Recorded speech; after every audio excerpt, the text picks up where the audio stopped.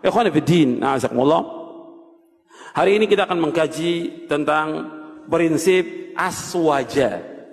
Apa itu aswaja? Singkatan dari Ahlus Sunnah wal Jamaah. Jadi prinsip akidah aswaja. Banyak orang mengatakan aswaja itu Ahlus Sunnah wal Jamaah, tapi nggak paham apa sih itu Ahlus Sunnah wal Jamaah. Apa sih akidah aswaja itu? Nggak tahu. Pemahamannya gimana? Nggak tahu. Kalau pemahaman nggak tahu, keyakinan juga tidak tahu, ya bagaimana dia mengamalkan? Bagaimana dia mendakwahkan? Maka yang pokok pertama kali yang harus kita kaji tentang akidah. Akidah ini prinsip. Sebab sempurna dan tidaknya amal kita tergantung dari akidah kita, benar atau tidak. Diterima dan tidaknya amal kita tergantung dari akidah kita, benar atau tidak. Maka kita harus terus mengkaji tentang akidah Ahlus Sunnah wal Jamaah ini. Maka saya sebutkan tentang prinsip aswaja, biar orang umum juga paham bahwa aswaja itu artinya Ahlus Sunnah wal Jamaah. Yang kita kaji juga aswaja. Kadang-kadang suka dibedakan, kalau ini bukan aswaja, yang kita aswaja. Padahal saya tulis buku ini syarah akidah Ahlus Sunnah wal Jamaah. Cuma karena mereka singkat, aswaja sama Ahlus Sunnah wal Jamaah. Cuma karena kiainya Ustadz bilang beda, yang itu bukan aswaja, itu Wahabi, yang ini aswaja. Jadi gimana untuk menjelaskan? Ya udah tulis aja judulnya prinsip akidah aswaja, supaya mereka paham bahwa pada hakikatnya dakwah salaf adalah dakwah Ahlus Sunnah wal Jamaah yang disingkat dengan aswaja di Indonesia ini. Maka kita akan kaji apa yang dimaksud dengan akidah Ahlus Sunnah wal Jamaah supaya kita paham. Tentunya nggak semua poin kita bahas, karena nggak mungkin kita mengkaji di Radio Roja aja itu 2 tahun belum selesai, gitu. Ya, dari 80 poin lebih belum selesai. Apalagi ini waktu cuma dikasih 3 jam sampai zuhur, nggak mungkin. Tapi insya Allah manfaat. Setiap kajian sedikit aja, kalau yang dikaji itu ilmu manfaat, dan kita mensyukuri sedikit yang diberikan, kita syukuri. Kata Nabi SAW dalam hadis yang diriwayatkan oleh Imam Ahmad dalam musnadnya, man lam yashkuril qalil lam yashkuril kathir, wa man lam yashkurin nasa lam yashkurillah. Kata Nabi, barang siapa yang tidak bersyukur dengan yang sedikit, nggak akan bersyukur dengan yang banyak. Barang siapa yang tidak bersyukur kepada manusia, dia tidak akan bersyukur kepada Allah SWT. Hadis ini hasan dan dihasankan oleh Syekh Albani dalam silsilah hadis as-sahihah. Sekarang kita bahas ikhwan fillah, azakumullah. Dari mulai yang pertama kita bahas tentang akidah. Kalau Ahlus Sunnah wal Jamaah, kita bahas akidahnya dulu, baru setelah itu kita membahas tentang kalimat Ahlus Sunnah wal Jamaah, baru yang lainnya insyaallah. Kemudian ikhwan fillah, azakumullah, tentang al-jamaah. Ini antum lihat dulu hadisnya supaya jelas, hadis yang sahih. Hadis ini hasan, tapi ada beberapa riwayat yang lain yang sahih tentang hadis ini, yaitu hadis tentang iftirakul ummah. Antum lihat di halaman 14, halaman 15. Halaman 14, halaman 15 dari buku ini, Syarah Akidah Ahlussunnah wal Jamaah. An Auf bin Malik radhiyallahu anhu qala qala Rasulullah sallallahu alaihi wasallam iftaraqatil yahudu ala 71 firqatan fawahidatun fil jannati wa 70 fil nari wa iftaraqatil nasara ala 72 firqatan fa 71 fil nari wa wahidatun fil jannah walladhi nafsu Muhammadin biyadihi la taftariqanna ummati ala 73 firqatan wahidatun fil jannah wa 72 fil nar. Qila ya Rasulullah man hum? Qala al jamaah. Dari sahabat Auf bin Malik radhiyallahu anhu berkata, Rasulullah SAW bersabda, umat Yahudi berpecah menjadi 71 golongan. Makanya 1 golongan yang masuk surga dan 70 golongan masuk neraka. Umat Nasrani berpecah menjadi 72 golongan, 71 golongan masuk neraka dan hanya 1 golongan yang masuk surga.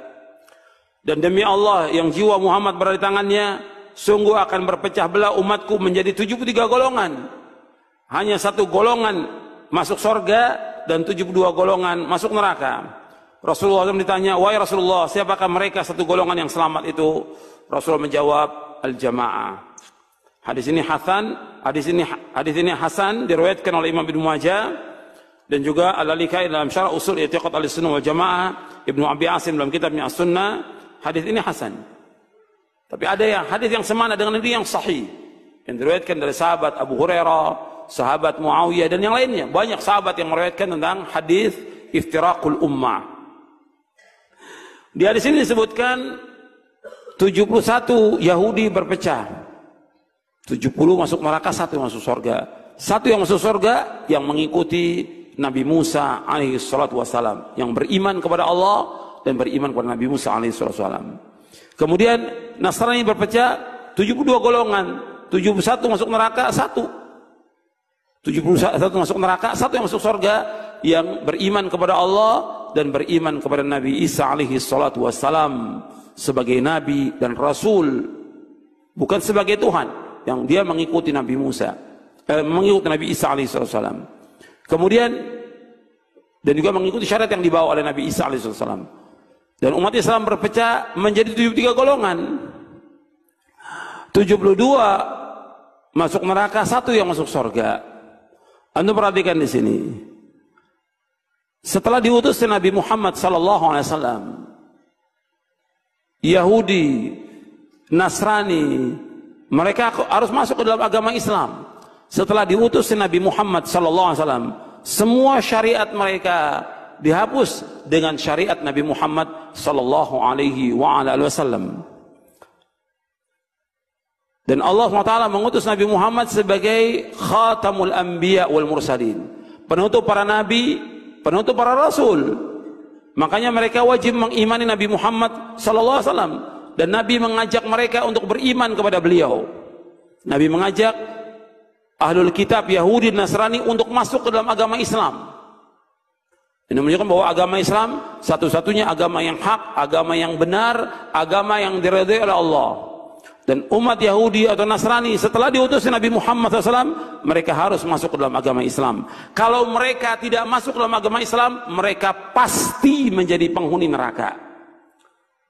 Jadi kalau Yahudi dan Nasrani mereka tidak masuk ke dalam agama Islam setelah diutus Nabi Muhammad SAW, maka mereka pasti menjadi penghuni neraka. Dasarnya apa?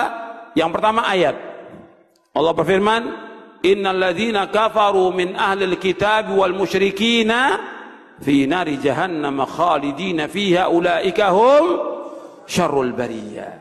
Sesungguhnya orang-orang kafir dari ahlul kitab. Ahlul kitab siapa? Ahlul kitab siapa? Yahudi dan Nasrani. Dan orang-orang musyrikin, tempat tinggal mereka di neraka jahanam. Mereka kekal di dalamnya selama-lamanya, dan mereka sejelek-jelek makhluk di muka bumi ini. Dan berapa ayat lagi yang lain. Kemudian jika Nabi bersabda SAW, ada di sini di footnote, saya bawakan di halaman 15. Nabi bersabda SAW, walladzi nafsu Muhammadin biyadihi la yasma'u bi ahadun min hadhil ummati yahudiyyun aw nasraniyun thumma yamut wa lam yu'min billadzi ursiltu bihi illa kana min ashabin nar. Demi Allah yang diri Muhammad di tangannya, tidaklah mendengar aku diutus siapa saja, apakah dia Yahudi atau dia Nasrani, kemudian dia tidak beriman dengan apa yang aku bawa, maka dia pasti menjadi penghuni neraka, pasti. Hadis sahih diriwayatkan oleh Imam Muslim. Makanya setelah diutus Nabi Muhammad, semua harus masuk ke dalam agama Islam. Kemudian umat Islam, kata Nabi SAW, berpecah menjadi 73 golongan umat Islam ini. 72 masuk neraka dan 1 yang masuk surga. Anda perhatikan di sini, menunjukkan bahwa berpecahnya umat Islam lebih banyak daripada umat Yahudi dan Nasrani. Yang kedua, bahwa orang berpecah itu bukan semakin sedikit, semakin banyak orang berpecah. Jadi jalan kepada perpecahan, kesesatan itu banyak, sedangkan jalan selamat cuma 1. Kemudian jalan selamat yang hanya satu ini Nabi sebutkan, yaitu al-jamaah. Jalan selamat yang satu ini Nabi sebutkan, yaitu al-jamaah. Dijelaskan dalam hadis yang lain, untuk melihat sesudahnya, Nabi menyebutkan kulluhum finnar illa millatan wahidatan ma ana alaihi wa ashabi. Semuanya masuk neraka kecuali satu, yaitu orang yang mengikuti aku dan para sahabatku. Artinya orang yang aku dan para sahabatku berjalan di atasnya. Hadis ini hasan diriwayatkan oleh Imam Tirmidzi dan Hakim dari sahabat Abdullah bin Amr radhiyallahu anhuma. Jadi ikhwan fillah, azakumullah, bahwa umat Islam, kata Nabi SAW, berpecah menjadi 73 golongan. 72 masuk neraka, 1 yang masuk surga. 72 masuk neraka nggak kekal. Selama mereka masih ada iman dalam hatinya, nggak kekal dalam neraka. 1 yang masuk surga, yaitu yang mengikuti Rasulullah SAW dan para sahabatnya. Maka ini yang wajib kita ikut. Rasul menyebutkan demikian dan riwayatnya sahih. Riwayatnya sahih, ada tentang iftiraqul ummah. Kemudian ya ikhwan fillah, azakumullah, makanya kita harus mengkaji dan mempelajari tentang akidah ini, akidah yang selamat ini. Sebab Nabi menyebutkan satu, yang selamat itu al-jamaah, yaitu orang-orang yang mengikuti aku dan para sahabatku. Karena memang jalan selamat hanya satu, bukan 2, bukan 3. Satu aja. Yang lain semuanya membawa pada perpecahan. Ketika Nabi menyebutkan ayat dalam surah Al-An'am, surah yang ke-6, ayat 153, wa anna hadha sirati mustaqiman fattabi'uhu wa la tattabi'us subula fatafarraqa bikum an sabili dzalikum wasaqum bihi la'allakum tattaqun. Inilah jalanku yang lurus, ikuti jalanku yang lurus ini, dan jangan kamu ikuti jalan-jalan yang membawa kepada perpecahan. Jangan ikuti jalan-jalan yang banyak itu, yang beraikan kamu jalan Allah. Demikianlah Allah wasiatkan kepada kamu agar kamu bertakwa kepada Allah Subhanahu wa taala. Jadi ikhwan fillah, azakumullah, jalan menuju selamat itu hanya satu, bukan 2. Makanya dijelaskan oleh Abdullah bin Mas'ud radhiyallahu an, ketika Nabi menjelaskan ayat ini, Nabi menggaris satu garis yang panjang. Kemudian di kanan kiri jalan garis itu Nabi kasih garis yang pendek. Kata Nabi SAW, ketika Nabi menyebutkan satu garis yang panjang, wa anna hadha sirati mustaqima. Kemudian garis yang pendek ini, kata Nabi, ma min sabilin illa wa alaihi syaitanun yad'u ilaihi. Tidak ada sebenarnya dari jalan-jalan ini maka syaitan yang mengajak kepadanya. Artinya Nabi melarang kita mengikuti jalan yang pendek itu. Jalan ini apa?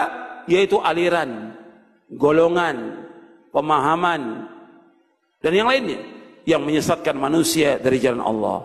Jadi satu yang selamat. Makanya ikhwan fillah, azakumullah, kita wajib mengikuti yang satu ini agar kita selamat. Kita ingin selamat dunia dan akhirat, dan kita semua ingin masuk surga. Maka wajib mengikuti jalan ini, mengikuti pemahaman ini supaya kita selamat dunia dan akhirat.